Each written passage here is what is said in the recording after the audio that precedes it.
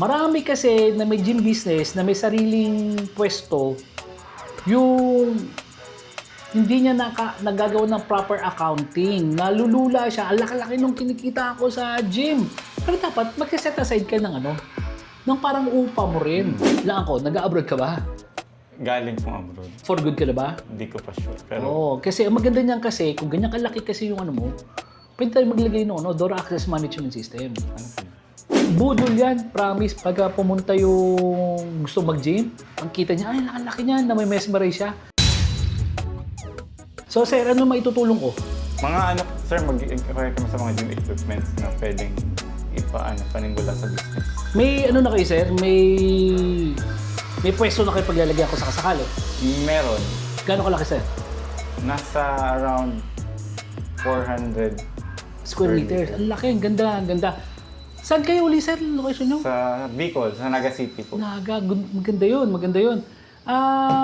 Pagka ganun kalaki kasi, sir, basically kasi yung pinakamalaki kong package is nasa around 100 square meters. Pinakamalaki kong package. Yung pagka ganyan kalaki yung space, ang maganda kasi dyan, di ba nakarating ka doon sa Gym Republic? Oo. Kita namin. Usually kayo sa yung mga package, puro mga basic siya. So, nakadepende siya kung gaano kalaki yung space. Okay? Pero kasi, yung concept namin ng Gym Republic, ang maganda kasi, pag magtatayo ka ng gym, lalo sa Naga. Kasi sa Naga, madami kayong kakompetensya. So, ang tanong doon, bakit ako mag-gym ngayon sa'yo? Samantalang may iba namang gym. Ngayon, ang solusyon ko dyan kasi, yung sa Gym Republic, dinesign ko siya in such a way na pag pumunta yung mga tao, hindi na pila. Importante yon. Kasi, okay, unang problema kasi dyan, saan ako mag-gym? So, ang dami niyong pagpipilian. Sa Naga, lalo sa Naga. Ngayon, susunod dyan, ano-ano pinagkakaiba ng mga gym na yun? Lahat sila may bench press, lahat sila may lat pull down, lahat pare-pareho. Pero ang problema doon, pagdating mo na 4 o'clock to 6 o'clock, napila yung mga tao. So pag minsan yun yung magdi-discourage pag minsan sa tao na ayoko na dito kasi ang daming tao eh. Siksikan eh. Nag-aantayan ka. Oo. Which is yun yung maganda sa inyo. Pero susunod ko tanong pala, sa inyo ba yung lugar o upa? Sa akin. Mas malaking bagay yun. Mas malaking bagay yun. Malaki advantage yun. Pero tuturuan pa rin kita, sir. Kasi marami kasi na may gym business, na may sariling pwesto, yung hindi niya nagagawa ng proper accounting. Nalulula siya. Ang laki-laki nung kinikita ko sa gym. Pero dapat mag-set aside ka ng ng parang upa mo rin. Kasi may puhunan ka doon eh. What if kung pinaupa ko na lang to, di kumikita to mag-isa. So dapat mag-allocate ka rin ng certain amount para doon sa upa mo kung sakasakali. Okay, balik tayo ulit doon. So maganda yun. So lesser ang pressure mo niya. Yung nakita mo ngayon, inuupahan ko yan. Tapos meron ako sa Tarlac at Lipa, pare-parehong inuupahan ko yan. Ang lalaki. Although sambot ko, yun yung maganda doon. Di what more ko sarili mo. Pero ako, buti na lang ako, sa tagal ko sa business, alam ko na kung ano yung gagawin kahit ganyan kalaki yung babayaran. Kaya hindi ako na-stress sa pagbayad ng upa. Pero marami kasi na nag-start ng gym business na hindi niya sariling pwesto uupa, siyempre, kada katapusan, ito na. Kasi pag minsan nagagastos nila yung pera. So yan, mas maganda yan. So ganito yun. Yun yung isasuggest ko muna. Okay. Ang isasuggest ko muna, pwede sa inyo, yung pinakamalaki namin package, yung package D. Okay, yung package D. Bukod doon sa package D, maglalagay tayo ngayon ng mga multifunctional na equipment. So meron ako, ito yung sir, kung pupunta ka sa mga gym, ang usual talaga na nagagamit na equipment, yan, crossover, lat pull down, rowing, pec deck, shoulder at iba pa. So, doon sa package D, meron yun, tagigisa. Pero yun yung isasuggest ko sa inyo, yung susunod na mga idadagdag natin doon, Mga combi. Oo, pwede natin yung mga multifunctional na yun. Actually, baka makapagbigay pa akong proposal sa iyo. Bigyan mo lang ako nung picture nung video nung area. Para pa doon kasi medyo malaki nga yung space mo. Ang gagawin natin doon, hindi natin pupunuin ng equipment. Magse-set aside tayo diyan ng space para sa mga CrossFit, circuit training. Kasi marami rin yun. Kung familiar ka sa mga pound for pound, Maraming pupunta sa pound for pound, hindi dahil sa gusto magbuhat kundi mag-crossfit tsaka circuit. Maganda kasi dun sa, kung ganyan kalaki yung pwesto mo, one-stop shop. Kung pwede pa nga tayo magdagdag ng mga ibang mga gamit dyan, bakit hindi Parang yung mga tao, hindi nagsasawa. So pwede nagbubuhat. Katulad ako, dati mahilig ako magbuhat pero ako ngayon puro crossfit na yung galawan ko kasi functional yun, mas gusto ko yun. So, pero pag minsan, pag lumilit yung muscle ko na, buhat uli ako. Di ba? So gano'n, pwedeng magko-cross nga yung mga disciplines na yun. Pero yun ang maganda doon, malaki yung space mo kasi. Gagawin pa lang ba yun? Opo. Kasi kaya sabi mo parang pwedeng may second floor. Sisend ko sa iyo yung sa kliyente ko na pinuntahan ko sa ito sa kanya sa 500 ata yung square meters yung lugar. Pero nilagay niya kasi na second floor. Pero yung second floor niya, loft type. Kumbaga kalahati lang yung Kalahati lang yung... Oo, para yung hangin din, tagusan. Kasi mainit sa baba Tapos maganda rin, napaka-social tignan. Gulat nga ako, simple-simple lang yung design niya. Yero nga lang yung isang pader niya doon Pero maganda yung pagkakagawa niya. Mas maganda yung ventilation. So, maganda yung ventilation. So, yung loft type. Tapos sa taas, pwedeng na doon yung crossfit, na doon yung treadmill. Habang nagte-treadmill ka, kita mo sa baba yung mga nag-workout. So, yun yun. Aesthetic din yun. Pero doon, merong something doon sa lugar nyo na wala sa iba. Kaya dadayuhin yun. Yun na importante. Kasi sa panahon ngayon, especially sila sa Naga, kasi familiar ako doon sa lugar Marami ng gym dyan So, ang tanong mo na lang dyan, ba't ako mag-gym sa'yo? Oo, pero yun, pagka ganyan kalaki ang space mo, mas malaki yung potential na may improve mo maigi yung gym. Tapos, wala ako, nag-abroad ka ba? Galing pong abroad. For good ka na ba? Hindi ko pa sure. Pero Kasi ang maganda niyan kasi, kung ganyan kalaki kasi yung mo, pwede tayo maglagay ng door access management system. ano po yun? Wala dito ako sa Cavite noon Sa Tarlac at saka sa Lipa ko, pagka pumapasok yung kliyente, nagsaswipe ng card para yung makapasok card, sa pintuan. Doon, hindi ka natatakot na baka makupitan ka kung may So alam mo, yung mga Automated, nakakapasok lang is yung mga bayad lang. Tapos, maski yung card, alam niya, tapos na to, hindi ka na makakapasok. So yun yung kagandahan nun. Lalo na yung ganong klase ng concept nun sa'yo. Yung concept nung sa'yo kasi, gagawin natin na parang Gym Republic. Not unless makonbinsi kita na Gym Republic yung itayo mo doon. Tingnan natin, Kasi, yung Gym Republic kasi, ang concept niya, somewhere in between. Gym bakal siya. Pero pwede siya mag-compete sa high-end. So, somewhere in between. Kasi pag sa gym bakal, kasi kunyari maliit, yung mga abogado, yung mga doktor, hindi mo doon. Kasi lit-lit yan Di ba? Tapos yung doktor naman, kaya ko naman, may mga AF ba sa inyo? May AF sigurado sa inyo? Anytime Fitness? Meron po, pero pasara na. Pasara na yung AF namin. Given kunyari, may mga high-end gym doon. Pwede sila mag-gym doon. Pero ba't siya magbabayad ng 2,500 pesos doon sa gym na yon sa AF, although aircon, pero yung gamit niya, pareho lang din naman doon sa gamit ng ordinaryo. Kumbaga, wag mo sabihin na mas lalaki yung katawan mo, yung sa dibdib mo sa bench press na bakal, tsaka doon sa imported. Pareho lang yun, di ba? Pero tayo na sa in-between tayo. So, pwedeng mag-gym sa atin, yung galing sa gym bakal, at tsaka doon sa high-end, nang hindi sila naaalangan. Kaya pwede kang tumaas ng konti. Doon sa Tarlac at tsaka sa Lipa kasi, medyo mahal ang upa ko doon. Kaya ang single ko doon, 1.5 per month. 1.5 per month. Pero, mura na nga yun. Pero, may may mga 1 year, 6 months, 3 months. So, nagbebenta rin kami noon. Kasi kailangan ko yun, kasi nga mataas yung upa. So, ganun din yung ituturo namin sa'yo doon. Kasi sigurado ako, iibay natin yung concept ng 400 square meters or more than kung lalagyan mo ng loft or second floor. Kung lalagyan mo doon, medyo ibang klase ng konti yung pricing natin. Actually, pwede pang may inisip kasi ako. Dalawang lote kasi yun. So, more or less, nasa 800 square meters yun pag kinombine. Pagka ganoon, kasi ganito yun. Ako kasi, lahat ng gym ko ngayon, nasa 1,000 square meters halos. Ito 1,200 1,200 to. So yung dalawa 1,000. Ang gagawin ko lang, hindi ko gagamitin mo na lahat. Depende sa'yo Depende sa budget mo. Kasi ito yung isasuggest ko sa'yo. So, it's either pwedeng pataas, tapos nakaabang ka, just in case na gusto mo mag-expand, wala ka nang babaklasin. Kumbaga may mga baka lang na tapos pwede mag-continue yung construction nang hindi naapektuhan to. Okay. Pagka ginawa mo yon, ang isa-suggest ko na yon sa'yo doon, huwag na natin gawing lahat gym. Maglalagay ako na ibang business, hindi lang gym. Kasi para ecology ang tawag ko doon.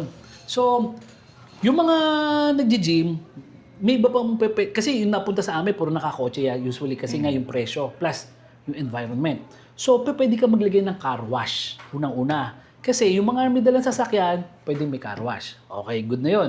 Ngayon, ang maganda doon sa car wash mo kasi, pwede mo kliyente si yung sa gym mo.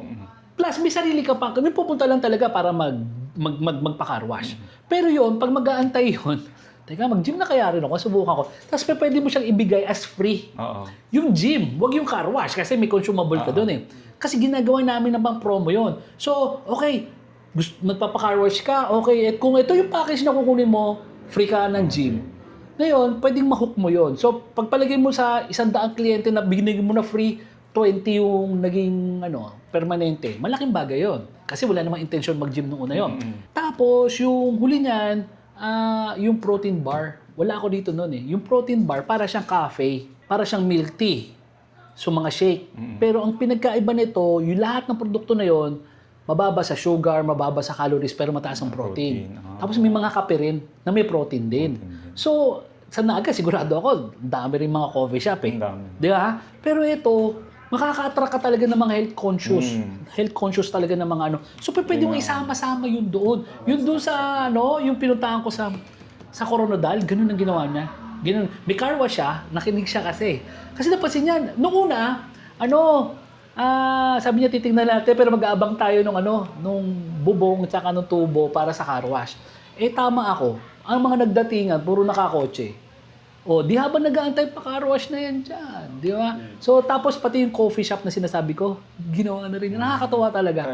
Ang maganda kasi doon, yung sa sitwasyon, pareho kayo ron, sarili nyo yung space. Hindi maggumastos ko man yan, investment pa rin ang tawag doon kasi okay, worst case scenario, kunyari lang na ayaw mo na mag-business, pwede mo pa-upa pa rin yan, di ba? Sa iyo yun eh. Hindi katulad, kunyari, umupa ka, pinaganda mo, pag ayaw mo na, hindi mo naman makukuha yung mga pinaganda mo doon eh, aesthetic na yun eh. So yun yung, ang suggestion ko sa'yo, yun muna. Kung limited ang budget mo, mag-stick tayo doon sa 400. Pero may mga abang-abang ka na doon. Pero kung kaya mo, pagtulungan natin ngayon yung tawag dito kung ano pa yung gagawin. Kasi kung gagawin mo kasi naman 800 yan, ipopropose ko na sa iyo yung sa Gym Republic.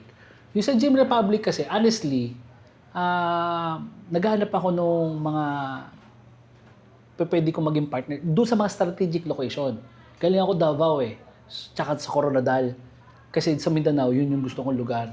So, ganun ang proposal ko talaga sa kanila, sinagot nila yung package D, binayaran nila cash. Tapos, yung mga dinagdag namin ng mga multifunctional, yun, in-offer ko sa kanila ng installment 1 year to pay. 35% down payment doon, tapos, hulugan yung matitira. Pero pera pa doon, ang catch talaga doon is, kung magiging Gym Republic ka doon, dala-dala mo rin si Gym Depot. Si Gym Depot ngayon, kung gagawin ko siyang showroom doon, lahat ngayon ng mga sales coming from Bicol area na dadaan sa'yo, na pupunta sa inyo, may 5% commission pa yun. Kaya nga usually ang mangyayari dyan, yung ibabayad mo sa akin na monthly, doon sa baka it's either doon na magaling or baka sumobra pa, depende doon sa sales. Pero sinisigurado ko, wala pa ako sa Bicol area, pero sinisigurado ko yung kung magkakaroon ako talaga doon sa Naga, lalo sa Naga kasi kayo gitna kayo eh. Kasi kung doon nilagay ko doon sa Legazpi, masyado na malayo doon sa di ba? Kayo nasa gitna lang eh. Oo. So, marami akong clients from Bicol, pero talagang pumupunta sila. At alam ko yung hassle nung layo kasi. Kaya meron doon na mga nagpaplano, pero dahil walang oras pumunta dito sa Manila, sa Cavite, hindi na natutuloy. What more kung naandun na yung showroom. Tapos, alam nila na, legit to, may mapupuntahan dito. So, yun yung So, ganun sir. Pag-aralan mo yan. So, yung package D, yun yung ko doon sa Davao eh. sagot niya yung package D, tapos yung idadagdag namin na equipment, i-offer ko ng installment. Provided na yung space ang kailangan ko kasi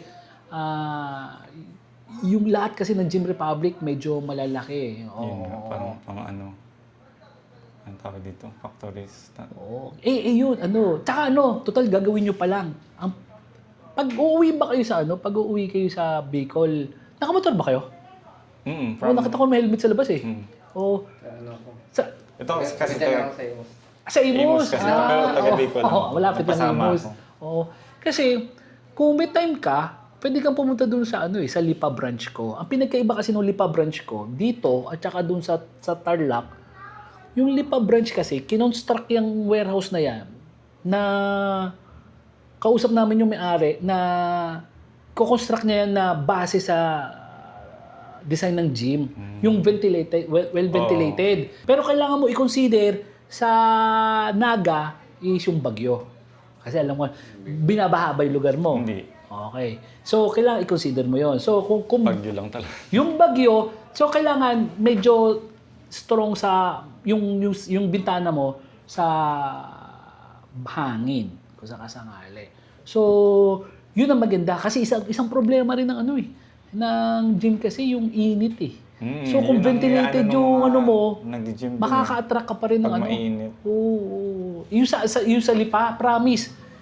Pero sa insulation, ang daming bintana. Pagka sobrang mahangin, madali mo magsara eh. Yun yung maganda doon. Magsara ka na lang. Pero kasi ang mahirap doon, yung walang hangin, paano mo, pag naglagay ka ng electric fan doon, ang umiikot doon yung init eh. Yung init ang umiikot doon. Hindi katulad kung galing sa labas, fresh air yung papasok. Yun yung maganda doon. Yung maganda yan, lalo na kung nag-abroad ka yung Door Access Management System para hindi ka, parang maski na doon ka, mamamonitor mo yan. Kaya nga eh. Ako araw-araw may natatanggap akong text kung magkano yung kinikita nung hanggang dalawa lang yung capacity. Yung pangatlo ko inaano pa sa internet. Although yung tatlo na yan, accessible lahat sa internet yan. Ang ganda pala yung ganung system. So, tsaka yan. Panalo kasi yan. Lalo na kung kunyari lang na nag-abroad ka. Kasi ang hirap mag-isip ng ng negosyo. Pag nasa abroad ka, tapos syempre, pagkatiwala mo sa mga tao dito, minsan doon nagkakaproblema eh. Kaya nga. Pero ito, ang maganda kasi sa business na yan, unang-una, non-consumable yung produkto mo. Isang beses ka lang mamumuhunan dyan eh. Tapos sabi ko kasi, manlibre dyan, walang problema eh. Kung wala nawawala sa'yo eh, di ba? Tapos pangalawa niyan, madali mo siyang i-monitor, lalo na ganyan, yung may Door Access Management System ka. Kumbaga, hindi ka kinakabahan. Tapos, kung magpo-for good ka, it's either satisfied ka na kunyari sa kinikita nito. Or, dahil nasa ibang bansa ka, pwede ka pa uli mag-branch out sa ibang lugar sa Bicol, kahit sa Naga rin. Dahil sa laki ng Naga, promise, hindi mo kaya ngayon. Kada lugar may sa Concepcion, gano'n. Mga district, di ba? Hindi mo kakayanin, i-accommodate lahat. Sigurado na ako ng buong Naga. Pero promise, kung ganyang concept ng gagawin mong gym, malaki yung posibilidad na mag-succeed ka. Kasi lalo na sa'yo yung pwesto. Proper management na lang talaga. Tsaka yung marketing at promotion, doon mo kami mapapakinabangan. Kasi tuturuan namin kayo paano gagawin nga doon. Kasi sanay na kami sa ganyan. Kaya yun yung advantage namin sa ibang fabricator. Kasi lahat naman kami gumagawa ng pare-parehong gym equipment eh. Pero hindi lahat nagbibigay ng gym business advice. Kasi iba nga wala nga sariling gym eh. Fabricator lang. Ang hirap nun. So kami, through experience na i-share namin yan. Lalo na yung nag-uumpisa ka pa lang kasi medyo alam ko, kakabahan ka dyan eh. Paano gagawin dito? Paano mapaparami? Promise. Actually, may napatay akong yung ibang pera nagamit ko sa apartment. Sabi ko, dapat pala gym na dumiretso eh. Okay lang yun. Pero, ganyan din yung Kasi, computing mo. Matagal ko nang nasa isip yung gym, pero napaano ko yung apartment. Pero okay naman yun. Kasi yan, stable yan eh. Kumbaga, umulat umaraw nandyan.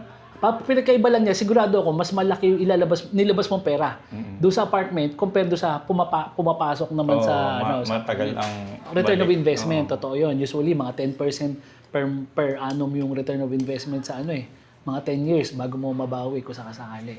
Sa Gym Republic, kaya mong bawiin ng 18 months to 18 to 24 months yun. Kaya mong bawiin. Depende sa...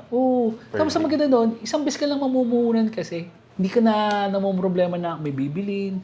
Kasi pag minsan doon, sino ba yung kausap ko kahapon? May ano siya, may tindahan ng, ayun, yung kliyente sa Tarlac, may tindahan siya dati ng pyesa ng motorsiklo nung una. Doon sumakit ang ulo niya. Hindi niya nare-realize yung profit kasi bili siya ng bili ng pyesa, tapos mabebenta na naman. So paikot-ikot yung cycle. Paikot-ikot, Oo. yes. Actually, may gym doon sa may area namin. Makakabukas lang. Nagre-renta doon sa father ko. Gaano kalaki yun? Nasa 300 siguro square Sa commercial yan no? Ha? Commercial area. Oo, nagko-commercialize area na yung namin doon. Mas malaki advantage mo ako. Pero honestly, Tsaka yung mga nag-gym doon, halos mga kaibigan. ano naman yan, sabi ko nga, hindi sa makikipag-compete ka sa kanya, ang goal natin, pwede tayong gumawa ng sarili natin market. Kasi sa laki talaga nung population nyo, honestly ako, based on experience, ang una kong nakikita na pumupunta sa mga bagong gym, mga beginner, majority beginner. Kasi maraming beginner, may mga self-esteem issues. Okay, kunyari, obese ako. Nahiya ako pumunta doon sa well-established ng gym kasi may community na doon malalaki na yung mga maskulado na doon. I-intimidate ako. Na-fail ko din yan noon eh. Di ba? Ako nga sarili ko na yung gym Nung medyo overweight ako, nahihiya ako mag-gym Di ba? Kasi magkakakilala na yung tao. Pero kung pioneer ka doon, hindi ka nawawala yung ganun mindset So maraming pumupunta doon sa bagong tayong gym kasi confident sila na, walang, ako rito pioneer ako dito Tapos, pero meron din factor doon yung mahihila mo coming from outside. Pero, kaya sabi ko, hindi siya para makipagkumpetensya doon sa doon sa katabi mo. Kasi doon sa Tarlac ko, nung nagtayo kami, siguro less than 1 kilometer away, mayroong gym doon. Pero magkaiba kami ng magkaiba kami ng concept talaga. So hanggang ngayon, maayos naman siya. Magdadalawang taon na kami sa Tarlac, buhay pa rin yung gym na yun. Kasi malaki yun, malaki yung population, hindi mo pwedeng swapangin lahat Tama. Tapos, yung sinasabi ko nga sa'yo na na solusyon, na pwede tayong gumawa naman ganun, ang tawag dito, meron kang problemang nasolve doon sa community. Kaya yung ibang mga nagji-gym, pwede mo masulot yun. Kasi pag pumuntaan ko sa'yo, hindi ako pipili. Tapos press ko yung lugar mo. Yan nga ang magandang May mga comments ako nakikita sa Facebook ng mga kakilala ko. Kino-compare nila yung mga gym. Tapos yun mga ventilated, diba? mga masikip. Totoo. Madumi, ganun. So yun yung kailangan mo. Totoo yun. So yun yung mga factors na kailangan. Kasi ang negosyo naman, dahil hiniwala ko, problem solving yan. May sinasolve kang problema. True. Ngayon, pag marami na masyadong gym, yung mga gym na yun, may mga problema yon. So yun ang kailangan mong alamin, ano yung mga problema doon. Para pag magtatayo ka, yun yung meron ka na wala sila. Tsaka yan? Promise, pang matagalan na negosyo. Ang dami ko na nakita yung sa amin lang, sa Cavite, since 2013 yan, na nandyan. Pero yung doon sa bahay ko yan, nagsimula yan, 2008 pa. So talaga, pang matagal, lalo na yan sa'yo yung property, promise, baka di ka na tumigil dyan. Kasi pasok na lang ng pasok. Hindi na mag-abroad. Alam mo, hindi mo masabi. Kasi ano mo yan Ang kailangan mo lang talagang pagplanuhan is bago ka umuwi, galing sa abroad, mag-for good, stable na yung mo rito, yung kitaan mo. Maaaring hindi ganun kalaki, kagaya nung kita mo sa abroad. Pero enough naman para masustain na yung living mo dito nang hindi ka na magtatrabaho talaga. Lalo na kung mahilig ka mag-gym, biro mo kung magre-retire ka, negosyo mo, kung ano yung hobby mo, yun na rin yung diba, negosyo mo. Ibig tayo ng maliit. Pagka nakita mo lumaki yung demand, yun ang maganda. Kasi yung iba kasi, pag lumalaki yung business, ang solusyon, lilipat sila. Kayo, pwede ka mag-expand ka lang. Kaya nga dapat yung construction mo, may mga abang lang. Pang-expand yung portion na kung saan ka pwede mag-expand, pwede yun hindi siya permanenteng structure. Kung ako yun, bakal yung mga poste ko, yung I-beam, tapos yero, yung pader, doon sa kabila. Tapos dito sa unahan, pwede ka maglagay ng mga hard deflex para hindi siya mainit kasi yero yung kabila eh. Para nang sa ganun, pagka gusto mo mag-expand, tatanggalin mo lang yung yero, pwede na iduktong uli yun doon sa tagiliran eh. Yung wall. Sayang kasi. Kaya nga. Yung space kasi ang kagaya ko nga, sabi ko nga, lahat ng gym na gusto ko itayo, puro ganyan kalalaki na eh. Kasi alam ko na kagad talaga yun, na magkiklik siya pagka ganyan kalaki. Now, budol yan, promise, pagka pumunta yung gusto mag-gym, pagkita niya, ay, nakalaki niyan, na may mesmerize siya. Tapos, kasi tuturuan namin kayo na yung kahera mo kasi, dapat yun, ahente na rin. Yun ang trabaho niya, hindi siya yung taga-tanggap lang ng bayad. So, bawat nag-i-inquire dyan, dapat ma-close niya yun. May quota rin siya eh. Sa amin Tapos, pagka na-reach naman niya yung quota niya, may makukuha siyang komisyon. Kaya maganda rin na magsipag siya doon. So, maganda doon, napansin namin, once na makapasok na yung tao, tapos na-mesmerize na sa laki ng gym, ang dali na mabudol sila na, mag-enroll ka na. Sige na nga. Kaya yung advantage ng medyo malaki-laki yung space. Kaya nga. Yun ang hinahanap din ng tao. Totoo. Plus, may mapaparkingan naman to kung sakasakali. Meron. Yung, rin yun malaking bagay yun, yung parking. Lalo na yung concept ng gym natin, ang na-attract natin yung mga nakasasakyan talaga, rather than yung mga naglalakad o nagko-commute.